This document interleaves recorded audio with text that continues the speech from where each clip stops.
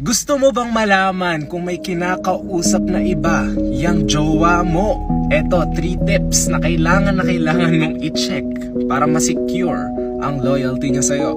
Ang una, sa Facebook Messenger po, meron tayong feature dyan na message requests. Lahat ng nilagyan mo ng ignore message, doon po mapupunta. Bale, pag check mo yung messenger ng ganyan-ganyan lang, hindi mo makikita yun doon. So, i-check mo yung message request, hanapin mo yan. At pangalawa naman po, sa Instagram, meron din doon na filtered messages. So, now, hindi lang basta-basta tingin na ganyan. At lastly, guys, eto, yung jowa mo, pag finiflex ka kunwari sa Instagram, ganyan, tapos nakalagay naman pala, close friends, tapos sa close friends, ikaw lang yung nakalagay, aba, medyo may rason kung bakit ayaw niyang ipaalam sa iba na may bebe siya or nag-i-exist ka man sa mundo niya. You're welcome guys, hindi ko yan ginagawa. Nalaman ko lang.